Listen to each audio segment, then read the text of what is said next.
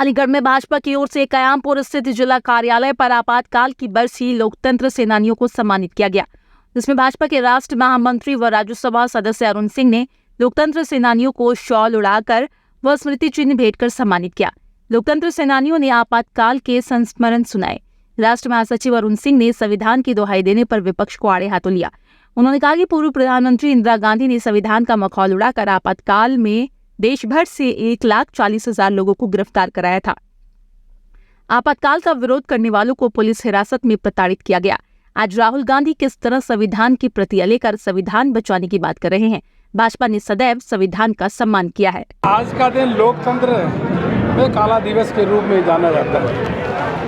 कांग्रेस का शासन था, जब इमरजेंसी लगाई गई 1,40,000 लोगों को जेल में डाल दिया गया, अनेकों प्रकार की यातनाएं दी गई। आज अलीगढ़ में 18 लोगों से ऐसे उनको सम्मानित किया गया जिसे चर्चा हुई, जिनको उसमें इमरजेंसी के समय जो कांग्रेस का शासन था उनको यातनाएं दी गई, पेड़ से बात आ गया, पिटाई किया गया, यहाँ तक कि उनसे एक आगे पीपल के पेड़ के पास थूको, उनको करंट लगाया गया। इस प्रकार की यातनाएं कांग्रेस के शासनकाल में उसमें दी गई।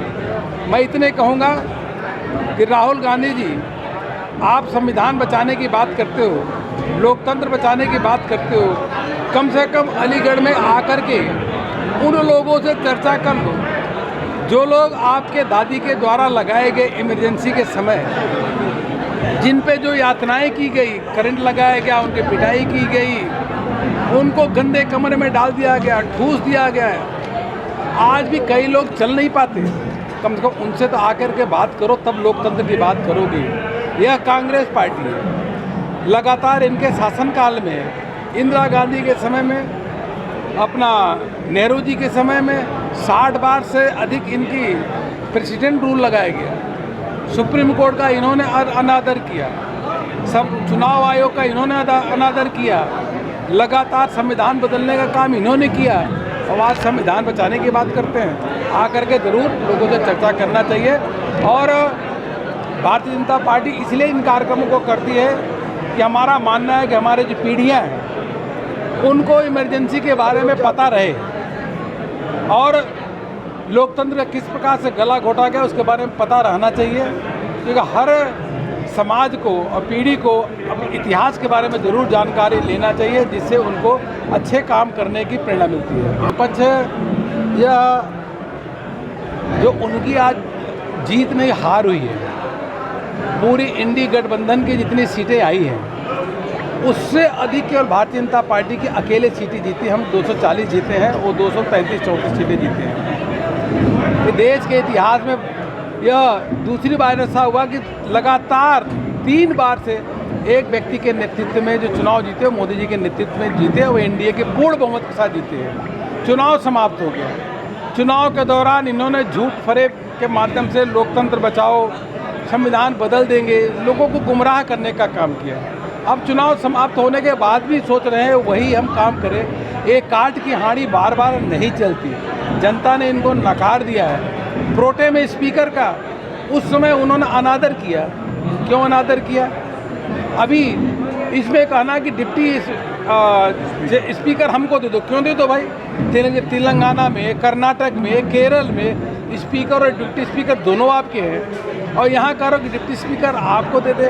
तो यह विपक्ष में कांग्रेस के नेतृत्व में जो चल रहा है, जिसके अंदर समाजवादी पार्टी भी है, यह नकारात्मक काम कर रहे हैं। चुनाव के समय में नकारात्मक राजनीति की है। देश की जनता अब जान चुकी है और इनकी यह चाल चलने वाली नहीं है। और समाजवादी पार्टी के नेता और अपना अखिलेश जी और उनके नेताओं को भी बहुत खुश होने की ज़रूरत नहीं है। धोखे में इतनी सीटें आ गई, वास्तविकता में इतनी सीटें इनकी नहीं आनी थी। और प्रदेश की जनता जानती है कि इनके समय में शासनकाल में किस प्रकार से 100 से अधिक समाजवादी पार्टी के शासनकाल में 100 से अधिक दंगे हुए थे। और मतलब स्थिति ये थी कि कई शहरों में बहन बेटियां घर से नहीं निकल सकती थी। इस प्रकार से लोकतंत्र की हत्या अगर हुई है तो समाजवादी पार्टी के शासनकाल में। धन्यवाद। आज भाजपा की तरफ से स्वतंत्रता सेनानियों का, स्वतंत्रता जो हमारे इमरजेंसी वाले जो हमारे साथी थे, उनका सम्मान करने के लिए एक समारोह रखा गया, जो कि निश्चित तौर पे एक सराहनीय विषय है। तो किस तरह की उस समय की आपके साथ घटना हुई? देखिए, उस समय की स्थितियों को आज के लोग समझ भी नहीं सकते। उस चीज़ों को केवल वही लोग महसूस करते हैं जिन्होंने उसको जिया था, क्योंकि लगभग 50 वर्ष पहले की घटना है चुकी है। पहले ही झटके के अंदर 9,500 लोगों को उस रात ही गिरफ्तार कर लिया गया था। पूरे देश में पूरी इमरजेंसी के अंदर 1.5 लाख से ज़्यादा लोग गिरफ्तार हुए, जिनमें लगभग 276 लोगों की पुलिस की बर्बरता के कारण, पिटाई के कारण मृत्यु हुई, जिसमें देश की सभी पार्टियां कांग्रेस को छोड़कर, क्योंकि वो शासन में थी और कांग्रेस के द्वारा ही लगाया गया था, लगभग सभी पार्टियों के सारे लोग उसके अंदर, देश के समस्त नेता, समस्त बड़े पत्रकार, समस्त उस समय के कांग्रेस के विरुद्ध बोलने वाला कोई भी व्यक्ति, सभी जेलों के अंदर थे।